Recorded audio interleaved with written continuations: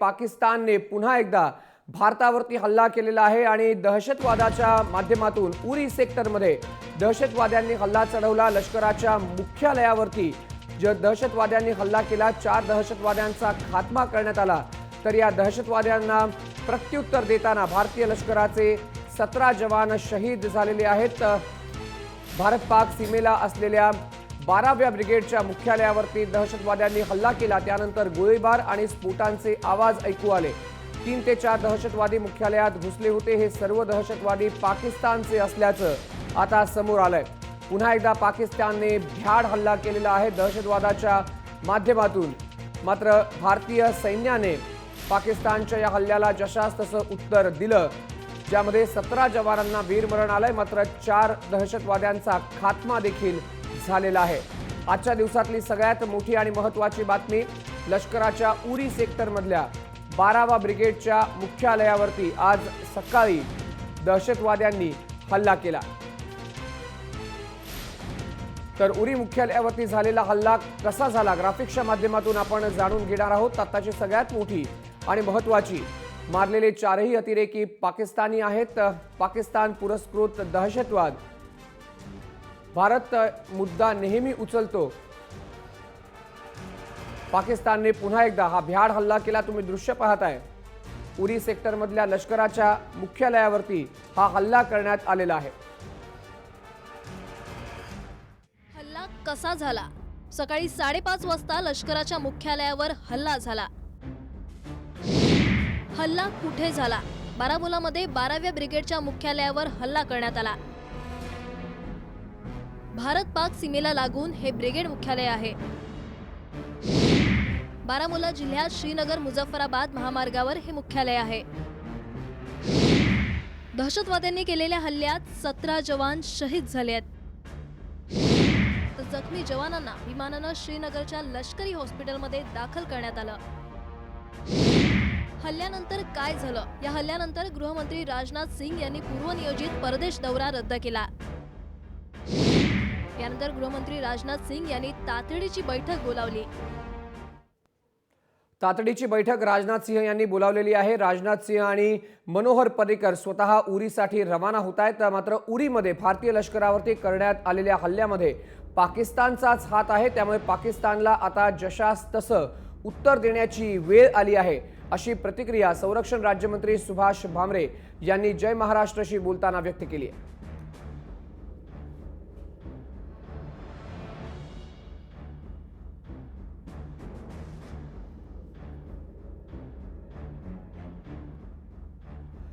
तर जशास तसं उत्तर द्यायला पाहिजे, अशी प्रतिक्रिया सुभाष भामरेंनी व्यक्त केलेली आहे। जय महाराष्ट्रनी एक्सक्लुझिव्हली बोलताना सुभाष भामरेंनी ही प्रतिक्रिया व्यक्त केली आहे। श्रीरंग खरे माझा सहकारी आपल्यासोबत आहे। श्रीरंग, जशास तसं उत्तर द्यायला पाहिजे अशी प्रतिक्रिया राज्याच्या देशाच्या संरक्षण राज्यमंत्र्यांकडून येते। ताजी अपडेट काय आहे उरी सेक्टरची? मयांक, उरीबाबत जर बोलायचं झालं तर हे एक महत्त्वाचं सैन्याचं सेंटर आहे, कारण याच ठिकाणी अत्याधुनिक शस्त्र असतात। याच ठिकाणी सैनिक जे असतात ते त्यांची छावणी आहे, ते तिथे विसावा देखील घेत असतात। सुरक्षेच्या दृष्टीनं, लष्कराच्या सुरक्षेच्या दृष्टीनं हे अत्यंत महत्त्वाचं सेंटर मानलं जातं आणि याच सेंटरवर दहशतवाद्यांनी हल्ला केलेला आहे।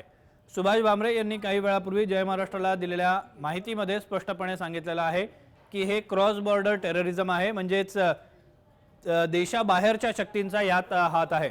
हे सांगायला नको की याच्या मागे पाकिस्तानचाच हात आहे। त्यांनी स्पष्टपणे तसा उल्लेख देखील केलेला आहे। पाकिस्तानच या दहशतवादी हल्ल्यांना सातत्यानं प्रोत्साहन देत आहे आणि पुन्हा एकदा पाकिस्तानच्याच दहशतवाद्यांनी हा दहशतवादी हल्ला केलेला आहे। आत्मघाती दहशतवादी हल्ला होता। 4 दहशतवाद्यांना कंठस्नान घालण्यात आलंय, असं सुभाष भामरे यांनी सांगितलेलं आहे। 4च दहशतवादी होते असं देखील त्यांचं म्हणणं आहे। मात्र तरी देखील कोम्बिंग ऑपरेशन तसंच सर्च ऑपरेशन या ठिकाणी सुरू आहे, कारण यापेक्षा जास्त दहशतवादी असण्याची त्या ठिकाणी शक्यता आहे। मात्र या सगळ्या चकमकीमध्ये तसंच त्या ठिकाणी जे स्फोट झाले, या सगळ्या घडामोडींमध्ये 17 जवान शहीद झालेले आहेत, जी अत्यंत दुर्दैवाची बाब आहे। पठाणकोट हल्ल्याची पुनरावृत्ती या हल्ल्याला म्हणता येईल, किंबहुना पठाणकोट हल्ल्यापेक्षाही मोठा हल्ला बरोबर, पठाणकोट हल्ल्यापेक्षाही मोठा हल्ला आहे। तू असाच आमच्या सोबत राहा। मात्र काही वेळापूर्वी आम्ही बातचीत केली देशाचे गृहराज्यमंत्री हंसराज अहिर यांच्याशी। त्यांनी काय प्रतिक्रिया दिली आहे, काय माहिती दिली आहे, ती आपण पाहूया। हे दुर्दैवी आहे, परंतु यामध्ये पाकिस्तानच्या भारताच्या सीमेवरून पाकिस्तान भागातून हे आतंकवादी आल्याची माहिती आहे, म्हणून पाकिस्तान हा चिडून गेलेला आहे. आम्ही ज्या पद्धतीनं काश्मीरचे इंटरनल जे आतंकवादी होते त्यांना आम्ही शांत करण्यामध्ये आमच्या मंत्रालयाला सरकारला यश आलं असताना त्यांनी अशा प्रकारे चिडून हल्ला केला असं आमचं म्हणणं आहे आणि त्याला आमच्या सेनेनेही चांगलं प्रत्युत्तर दिलेलं आहे. आणि हा काँग्रेस हा जो काश्मीरचा काश्मीरला घेऊन जे काही पाकिस्तानचं वक्तव्य चालू आहे भारतामध्ये अशांतता माजवण्याचा, त्यांना काश्मीर मधल्या जनतेचं आता समर्थन मिळणार नाही असा मला विश्वास आता वाटत असतानाच त्यांनी हा हल्ला केला चिडून जाऊन. त्यावर हाय लेवल स्तरावर आमची बैठकी चालू आहेत. आदरणीय मंत्री महोदय राजनाथ सिंग बैठक घेत आहेत आणि या प्रकारे पाकिस्तान चिडून जाऊन असे हल्ले करत आहे असं आमचं मत आहे. त्याला चोख उत्तर देण्यात येईल आणि देण्यात आलेलं आहे. तर या उरीमध्ये झालेल्या दहशतवादी हल्ल्यासंदर्भात शिवसेनेने संतप्त प्रतिक्रिया दिलेली आहे. आता चर्चा बंद करा, बस झाली चर्चा आणि आता थेट पाकिस्तानवरती हल्ला करा अशी शिवसेनेची मागणी आहे. शिवसेनेचे खासदार अरविंद सावंत यांच्याशी देखील आम्ही फोनवरून चर्चा केली. चीड आणणारी आणि संताप आणणारी गोष्ट आहे. सातत्यानं पाकिस्तानचे छुपे हल्ले सुरू आहेत आणि आपण मात्र आपल्या जवानांना कंठस्नान देतोय त्यांच्या बंदुकीचं. हे थांबलं पाहिजे आणि सरकारनं आता मात्र मुख गिळून गप्प बसता कारण चर्चा गेल्या सगळ्या आता तुमच्या शब्दात बोलून मला माहिती नाही. उचला आणि पाकिस्तानच्या लष्करावर हल्ला करा ताबडतोब. पाकिस्तानवर हल्ला झाला पाहिजे. हे भयानक सुरू आहे, लक्षात ठेवा. छुपी लढाई सुरू आहे हो. बरोबर. काय रोज बघायचं, काय रोज ऐकायचं. त्यांचे 4 जण, आमचे 17 जवान जातात. वेदना होत नाही. कसल्या कर्माच्या चर्चा करता? कोण हे सगळे विरोधी पक्षवाले जातात ना, त्यांना सांगा का यांच्या हातात बघ, तिकडे जा कोपऱ्यावर म्हणा, पाकिस्तानच्या सीमेवर काय घडतं ते बघा म्हणावं. ताबडतोब सरकारनं शाब्दिक प्रतिक्रिया न देता लष्कराला, जर मागच्या वेळेला माननीय संरक्षण मंत्र्यांपासून सगळ्या मंत्र्यांनी, गृहमंत्र्यांसकट सांगितलंय लष्कराला आम्ही मुभा दिली आहे कारवाई करण्याची. माझी लष्कराकडनं आता अपेक्षा आहे की त्यांनी ताबडतोब सरकारकडे न बघता त्यांना जी योग्य वाटेल ती कारवाई करा. आमचा एक जण तुमचे 10 मारू म्हणणारे आम्ही, त्यांचे 4 मारतात, आमचे 17 मारतात. तर बस झाली पाकिस्तानची चर्चेची नाटकं. आता पाकिस्तानी सैन्यावरती हल्ला करा अशी प्रतिक्रिया शिवसेनेची येते. तर देशाचे संरक्षण राज्यमंत्री सुभाष भामरे यांची देखील आम्ही प्रतिक्रिया जाणून घेतली. आता पाकिस्तानला जशास तसं उत्तर देण्याची वेळ आलेली आहे अशी प्रतिक्रिया जय महाराष्ट्रशी बोलताना सुभाष भामरे यांनी व्यक्त केली आहे. हे बघा, पर्रिकर साहेब काश्मीरला आहेत. आर्मी चीफ दलबीर सिंग काश्मीरला गेलेले आहेत. पर्रिकर साहेब निघालेले आहेत, मीही निघतोय आणि परिस्थितीचं एकंदरच अवलोकन करून त्याचा सगळा आढावा घेऊन काहीतरी सिरियसली विचार केला जाईल. हा जो काही हल्ला झालेला आहे सर, त्याच्या मागे पाकिस्तान आहे हे निश्चित आहे का?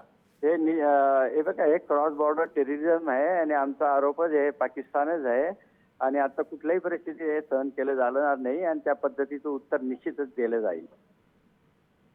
मात्र तुम्हाला आता खरंच असं वाटतं का की आता पाकिस्तान सोबत चर्चा करणं खूप झालं, आता त्याला जशास तसं उत्तर दिलं गरजेचं आहे? चर्चा तर बंदच केलेली आहे. मागच्या याच्यातही आम्ही अतिशय क्लिअर संदेश दिलेला आहे. चर्चा होईल तर पीओकेच्या बाबतीत, चर्चा होईल तर क्रॉस बॉर्डर टेररिझमच्या बाबतीत होईल आणि त्याच्यामुळे कुठलीही चर्चा नाही. आम्ही चर्चेचे दार सगळे बंद केलेले आहेत आणि पाकिस्तानच्या विरोधात आंतरराष्ट्रीय दर्जावर सुद्धा पाकिस्तानला उघड पाडायचा सातत्याने आता आमचा प्रयत्न चालू झालेला आहे आणि आता इनफ इज इनफ अशा पद्धतीची आमची भूमिका आहे. मात्र हे झालं, मात्र जशास तसं उत्तर देण्याची वेळ आली आहे का आता? जशाच तसं उत्तर देण्याची वेळ आलेली आहे. तर तुम्ही पाहिलं देशाचे संरक्षण राज्यमंत्री सुभाष भामरे यांनी जय महाराष्ट्रशी बोलताना आता जशास तसं उत्तर देण्याची प्रतिक्रिया आली आहे, वेळ आलेली आहे, माफ करा, अशी प्रतिक्रिया दिलेली आहे. दरम्यान या दहशतवादी हल्ल्याचं गांभीर्य लक्षात घेऊन देशाचे गृहमंत्री राजनाथ सिंग यांनी एक तातडीची बैठक बोलावलेली आहे. 12 वाजून 15 मिनिटांनी त्यांच्या घरी ही बैठक होते.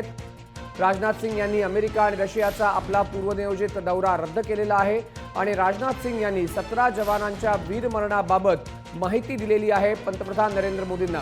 मला सहकारी श्रीरंग खरे माझ्याबरोबर आहेच. श्रीरंग, सध्या तिकडनं काय माहिती मिळते? सुभाष भामरेंची प्रतिक्रिया पाहिली तर जशास तसं उत्तर देण्याची वेळ आलेली आहे. शिवसेना मागणी करते की आता पाकिस्तानवर हल्ला करा, मात्र बैठक होणार आहे एक महत्वाची. या बैठकीचा अजेंडा कशा पद्धतीचा असण्याची शक्यता आहे? 2002 नंतरचा हा सगळ्यात मोठा दहशतवादी हल्ला आहे.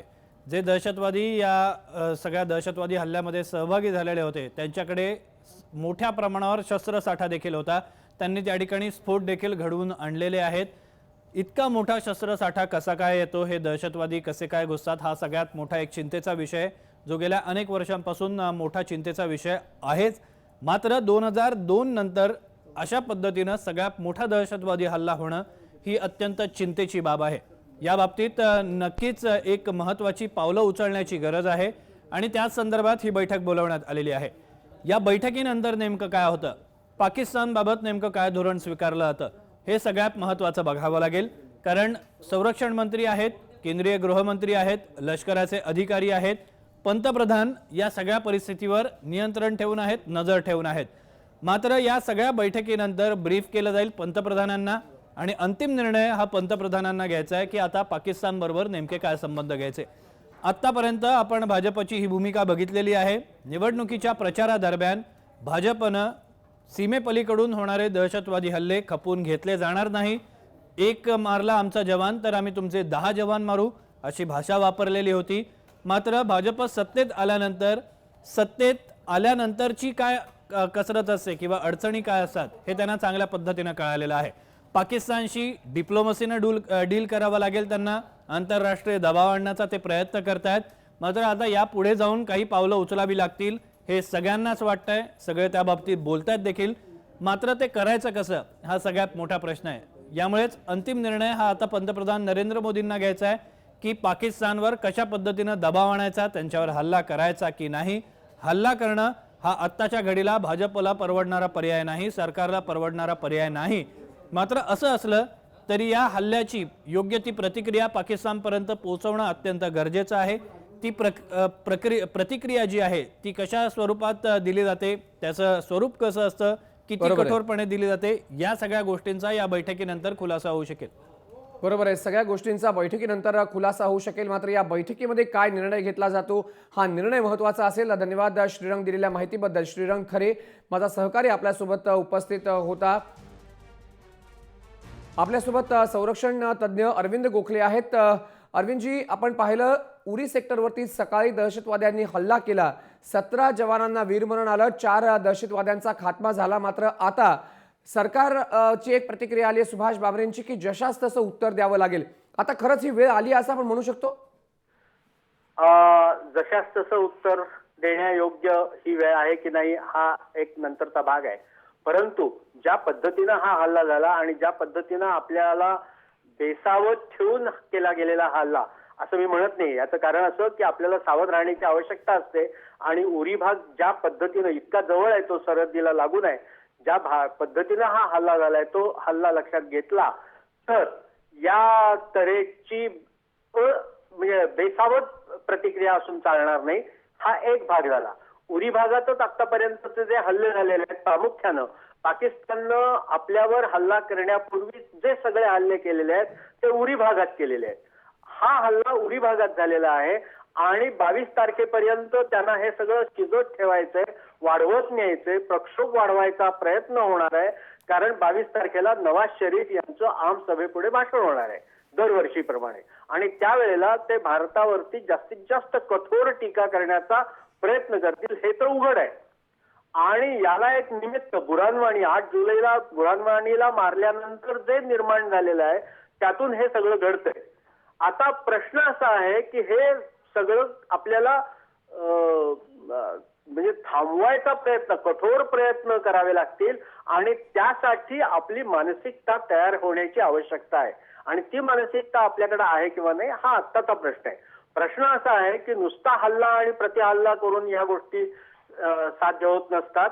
त्यासंबंधी काहीतरी एक वे आउट काढावा लागतो आणि तो वे आउट काढण्याच्या दृष्टीनं आपलं शिष्टमंडळ खरं म्हणजे हुरियतलाच असं नव्हे, काश्मीरी नेत्यांना भेटायला श्रीनगरमध्ये जाऊन आले, पण त्यांची भेट हुरियतवाल्यांनी घेतली नाही, नाकारलं.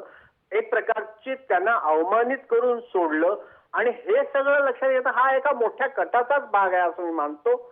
त्यामुळं हे कुठे थांबवायचं आणि कसं थांबवायचं हे याचा आता विचार करावा लागेल. बरोबर, हे कुठे थांबवायचं कसं थांबवायचं याचा विचार करावा लागेल. अरविंद गोखले, धन्यवाद अरविंदजी तुम्ही प्रतिक्रिया दिली त्याच्याबद्दल. संरक्षण तज्ज्ञ अरविंद गोखले आपल्यासोबत फोन लाईनवरून उपस्थित होते. सध्या भारताला पाकिस्तानवरती हल्ला करणं हे योग्य प्रस्ताव नाही, हे शक्य होणार नाही आणि त्यामुळे दबाव कसा बनवता येईल पाकिस्तानला त्याबाबत आता भारताला निश्चितच विचार करावा लागणार आहे. दरम्यान संरक्षण राज्यमंत्र्यांची एक प्रतिक्रिया आलेली आहे ती आपण पाहूया. सुबह 5:30 बजे उरी सेक्टर में मिलिट्री बेस पे टेररिस्ट अटैक हुआ और ये रेयर सेक्शन में हुआ जहाँ पे एडमिनिस्ट्रेटिव सेक्शन था और फायरिंग की वजह से टेंटों में आग लगी और वहाँ की बिल्डिंग में आग लगी. अनफॉर्चुनेटली हमारे 17 जवान शहीद हो गए हैं और 4 टेररिस्ट मारे गए हैं और 8 बजे के बाद फायरिंग बंद हो गई है. अंदाज़ा है 4 ही टेररिस्ट होंगे तो सभी का उनका खात्मा कर दिया गया है और we are rushing to the valley. तर तुम्ही पाहिलत संरक्षण राज्यमंत्र्यांची प्रतिक्रिया आपल्याकडे आलेली आहे. माहिती देत आहेत 4 आतंकवाद्यांचा खात्मा झाला. आपल्यासोबत राज्याचे माजी मुख्यमंत्री पृथ्वीराज चव्हाण आहेत. चव्हाण साहेब, आपण पाहिलं पाकिस्तान भारतावरती सतत हल्ले करतोय, दहशतवादाला पुरस्कृत पाकिस्तान करतो. पुन्हा एकदा 17 जवानांना वीरमरण आलेलं आहे. भारत सरकारने आता काय स्टेप्स घ्याव्यात असं तुम्हाला वाटतं? एक यातून स्पष्ट होतंय की पाकिस्ताननं हे युद्ध हे वेगळ्या स्तरावर न्यायचा प्रयत्न चालवलेला आहे. एका बाजूला भारत सरकारची पाकिस्तानची रणनीती कम्प्लिटली अपयशी झालेली आहे. स्वतः पंतप्रधान मोदी यांनी जे वैयक्तिक डिप्लोमसी करायचा प्रयत्न केला त्याला काही फार यश आलेलं नाहीये, उलट अंगलट आलेले दिसतंय. आतापर्यंतचा पुरीच्या आर्मी बेसवर झालेला हा सर्वात मोठा हल्ला आहे. 17 जवान शहीद झालेले आहेत आणि 4 आतंकवादी मारले गेलेत. म्हणजे 4 जणांनी हा हल्ला केला. मग पठाणकोटचा हल्ला असेल किंवा हा उरीचा हल्ला असेल, कुठेतरी आपल्या आर्मीच्या बेसेसचं किंवा आपल्या मुख्यालयांचं, आपल्या संरक्षण खात्याच्या कार्यालयाचं संरक्षण करण्यामध्ये आपण कमी पडतोय का काय? कारण अशा प्रकारचा इशारा हा 26/11च्या कार्यक्रमामध्ये भाग घेताना पाकिस्तानच्या आतंकवादी नेत्यांनी दिला होता की आता यापुढं जवानांना आणि लष्कराला टार्गेट करायला पाहिजे. म्हणजे आपल्याला इशारा होता. गुप्तहेर खात्याची माहिती देखील आपल्याकडे अशा प्रकारे येत होती. वर्तमानपत्रात आणि मीडियात देखील आपल्याला सांगितलं होतं की आता पाकिस्तानची स्ट्रॅटेजी ही डायरेक्टली जवानांना आणि पोलीस कर्मचाऱ्यांना त्यांच्यावर हल्ला करण्याची आता रणनीती चाललेली आहे आणि त्याचाच हा भाग आज उरीचा हल्ल्याच्या रूपाने आपल्या समोर आलेला आहे. मला खात्री आहे की सरकार हे सगळं प्रकरण अत्यंत गंभीरतेने घेतलेलं आहे. पण कुठंतरी सर्व पाकिस्तानची जी आज अंतर्गत सुरक्षेची परिस्थिती असेल जी संपूर्णपणे हाताबाहेर गेल्याचं चित्र आपल्याला दिसतंय आणि त्याचाच फायदा पाकिस्तान आता घेऊन आणखी तिथं बरोबर पॅनिक निर्माण करायचा प्रयत्न करते स्पष्ट झालेलं आहे. आताच मी सर्वात आधी 17 शहीद जवानांना माझी श्रद्धांजली अर्पण करतो. बरोबर आहे. धन्यवाद पृथ्वीराज चव्हाण तुम्ही दिलेल्या या प्रतिक्रियेबद्दल. भारत सरकारची पाकिस्तानबाबतची रणनीती ही फेल झालेली आहे. आता भारत सरकारला एक वेगळी आणि नवीन रणनीती आखावी लागेल, ठोस पावलं उचलावी लागतील आणि अशाच प्रतिक्रिया आपल्याला पाहायला मिळत आहेत. उरीमधल्या हल्ल्यात 17 जवानांना वीरमरण आलंय.